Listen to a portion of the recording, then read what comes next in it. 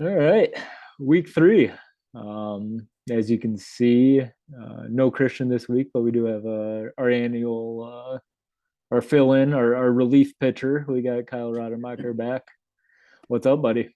Nice to see you guys. Happy to be back on the pod. One of these times I'll get on with Christian being on here, but he always seems to be a bitch and weasels out. So I don't know. Maybe he's scared of me. I don't know, man. Yeah, last minute, Scared of you. last minute cancellation 2 times in a row. So I don't know what's going on there.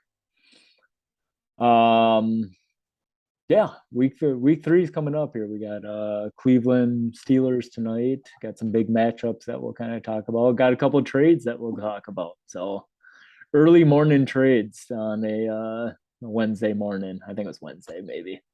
That was wild. That was It was so early. yeah, I looked at my phone. I was like, okay, like stuff clearly happened last night before I went to bed, and I look at the time, it's like 5:50 and like 6 a.m. And I was like, what is going on here? Real Like, a early.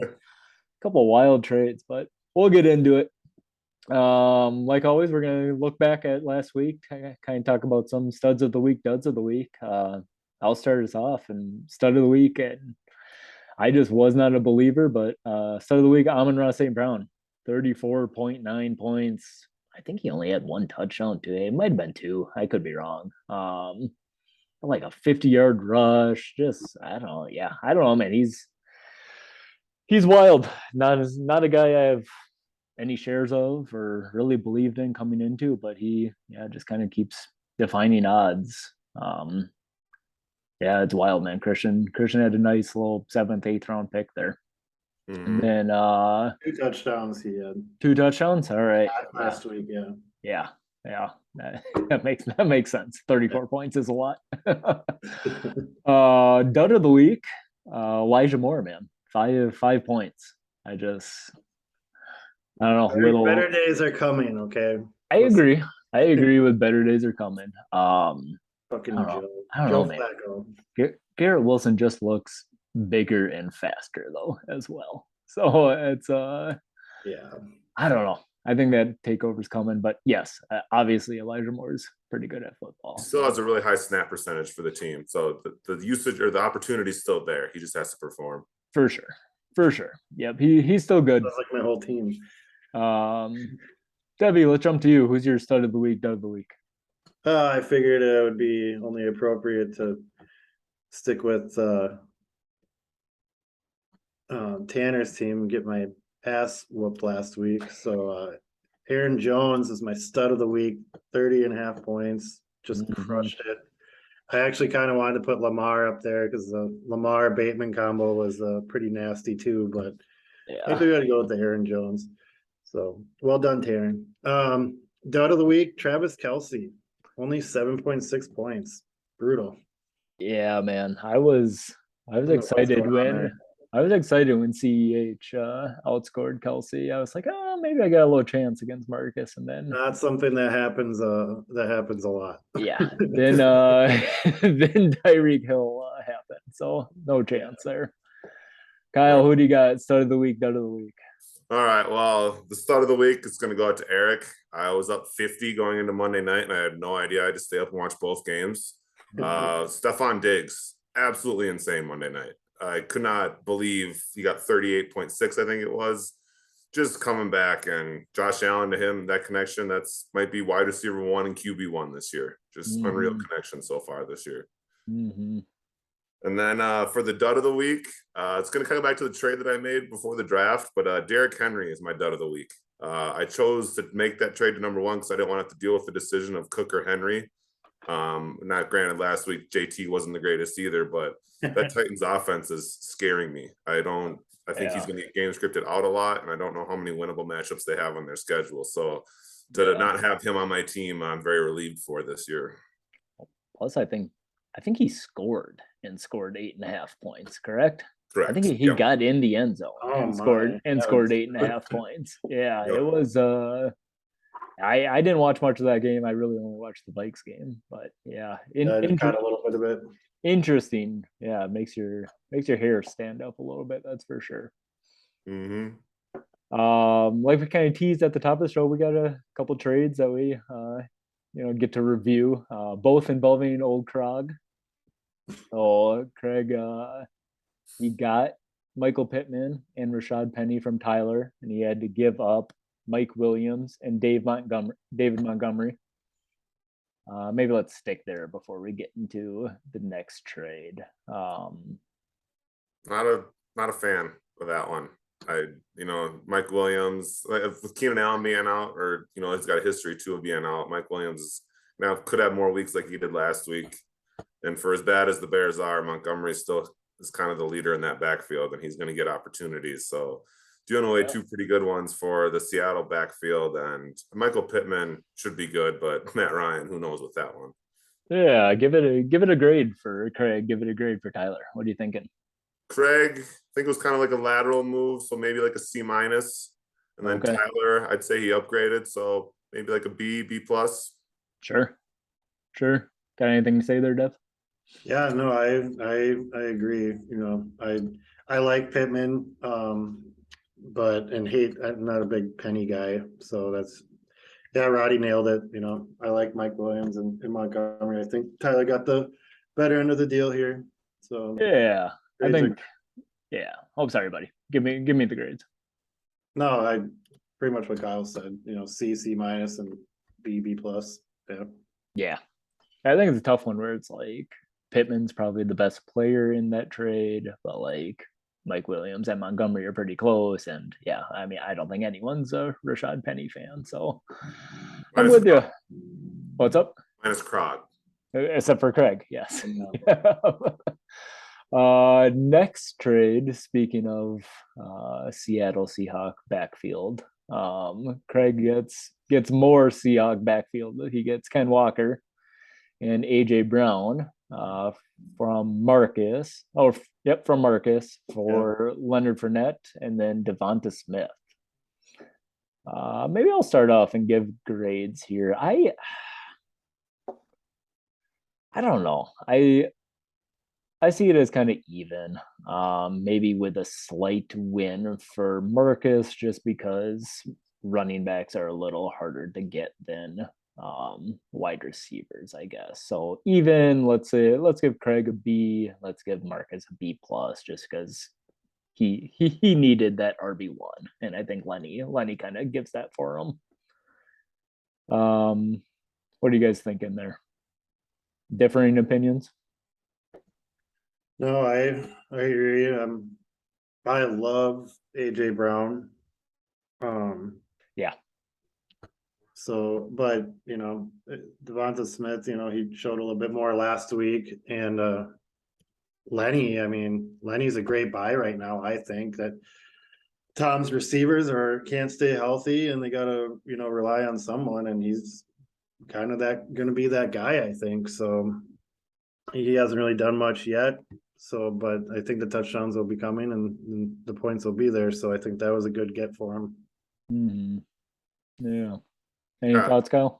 I would say AJ Brown and Devonta Smith. I think they're going to kind of alternate which games they go off on. I think 1 week AJ Brown's going to go off, defense going to focus on him. Next week Smith's going to go off, defense will focus there. So it's kind of a wash. I will say AJ Brown's probably the better skill player. So I'll give Craig the advantage in that transaction. But Kenneth Walker for Fournette, like Dev said, really gave Marcus a strong RB1.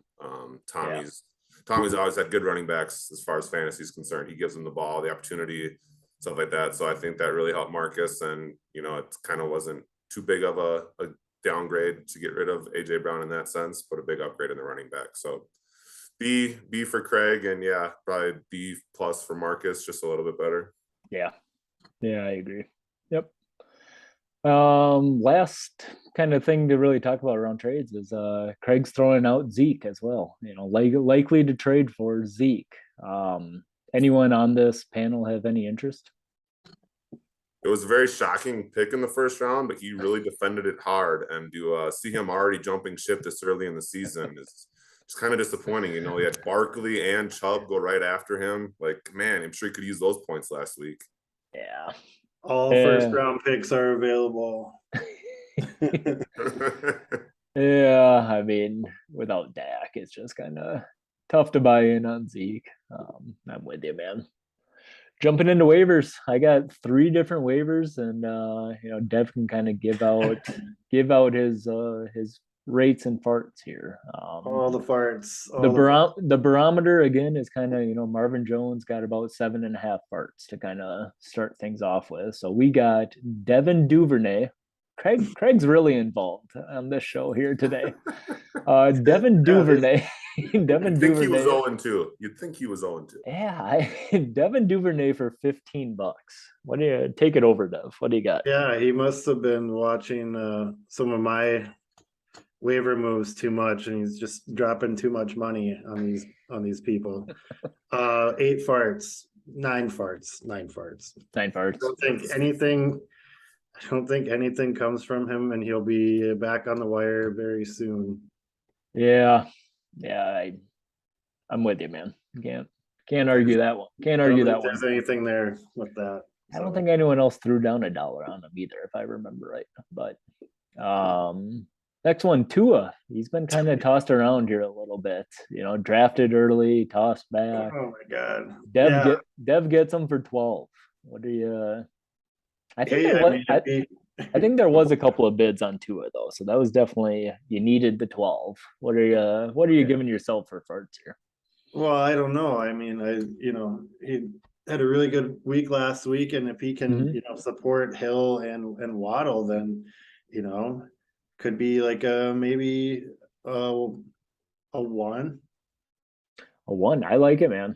Yeah, I kind of want to give myself more farts because I drafted him and then dropped him and then spent money on him. So, which is just stupid to begin with. But the player himself is a 1 fart, but your boggle of the situation's like a 7 fart. Probably, yeah. I accept that. I think that's fair. The 7 fart.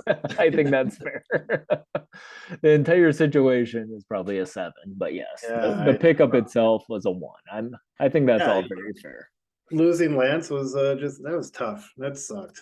It was a real bummer because I was so high on that guy. But kind of put you in a corner, man. That's for sure. Last one, Pat Fryermuth goes for 20. Back to Craig again. I wonder, do you know if anybody else bid on him on that one? Or? I think he had a couple lower bids at the end. $5, $4. Yeah, yep, some stuff like that. Yep. I don't know. I mean, 20 is a lot of money, but if you need a tight end, I mean, he's been doing pretty good. But I think Craig already has Hawk, so maybe he's gonna try and trade him or something. I don't know, but I don't know. Firemouth. We'll go with the 5 farts. Yeah, I'm with you. Maybe a little bit too much money, but he's one of 10 tight ends that should be started. He should be on a team. That's for sure. Yeah, I'm with you. Looking ahead this week, matchups are me versus Derek, 8 seed versus 4 seed. We got Tanner, the 7 seed versus Craig, the 5 seed. We got Marcus, the 1 seed versus Devin, the 10 seed. Ole's. All Eric, the farts coming for you. I saw that you switched your name. Yeah, I think I'm gonna start doing that now. Whoever I play against is gonna get a play on words or something. I'm just gonna switch my team name to mess with them, get in their head a little bit. I like it. I like it. That can't backfire whatsoever. So that's good. Good thinking. Undefeated the rest of the season. Good thinking. Round out here, Eric the 9 seed to Tyler the 6. Eric, he went down a couple spots. Tyler the 6 seed. Christian the 2 versus Kyle the 3. Another juggernaut matchup there. What are you thinking with facing Christian here? And he didn't even show up to the show today. Right? The guy's just scared, I think he knows Herbert's ribs are probably going to be out come Sunday. And I think Stafford's got 3 to 4 interceptions in that arm. A couple touchdowns to Higbee, though. And yeah, I think JT finally bounces back. I think my running backs are going to go off, and guy's just going to be cowering in the corner like he is right now. Just doesn't even want to look at the screen. Yes, sir. I like it. Love it. I like it. Next segment here, bench players that outscored their starters. We did a little better last week. 0-3 the first week, but last week we pulled out a two bench players that outscored their starters, and then one that did not. Yep. You want to start us off here, Kyle? Who do you got? Sure. This week I'm gonna go Damon Pierce over scary Terry McLaurin. Nothing against McLaurin here, but big play Slay. I think he's legit, and I think Pierce will have enough going against Chicago, enough opportunity to rack up some yards and maybe a touchdown or two. But McLaurin's gonna really have to work hard to get open against Slay. So I think that's gonna be the one this week that hits. I love it. Like it. I love it. Yeah, I forgot they got Bradbury on the other side too. That's a good defense, man. Pretty solid D. That's a good defense. What do you got, Dev? I picked this one specifically because I got my first 2 weeks wrong, so I'm just gonna keep going with this. And because Kyle is on the show today. So for a guy that talks Jeff Wilson Jr. up so much and can't even put him in the lineup because he's scared of the Broncos defense. So I picked Jeff Wilson Jr. over James Robinson. See if Kyle makes any adjustments before Sunday. Yeah, Kyle's got some tough decisions on his hands. He's got a lot of running backs, man. That's for Team's sure. too good. He's got a lot of running backs. Are you scared of the Broncos defense, or is it just that's what's your Robinson seems almost a little safer. What's he gone? 16 and 14 now. Like I guess on top of that, Jeff Wilson Jr. is probably in line for 20 touches. They ain't going to give it to who'd you pick up, Dev? Jordan Mason, 22 touches confirmed. That fart exactly. So maybe the opportunity's there. It might come down to like a Sunday game time decision. We'll see. I love it. I'm also picking a guy off Kyle's team. I'm going Lockett outscores Christian Kirk this week. Tyler Lockett came to life last week, playing Atlanta. I think DK Metcalf gets the AJ Terrell treatment, and I think Lockett's kind of running free, man. Maybe a little higher scoring game than we think. Kirk's been solid, so I get not benching him, but that would be my question for you. If you're in that situation, are you playing Lockett over Kirk after what's happening? No, but that's not the segment either. Yeah, right. Yeah. Yep, I get you. It's kind of, I don't know. But yeah, no, I'm not. No, I'm playing Kirk for sure, but just got a feeling. Right. I would question Lockett a little bit over Deontay, just because the Deontay's had problems with Ward. But again, you just can't bench that guy. You can't, not in a 10-team league like this. So no, I agree with you. Lockett probably could go off, but I gotta hope it's a 20 versus 22 points or whatever, For sure. Got some trash talk of the week here. Marcus hit me up very, very early in the week. Realized that he was playing Dev.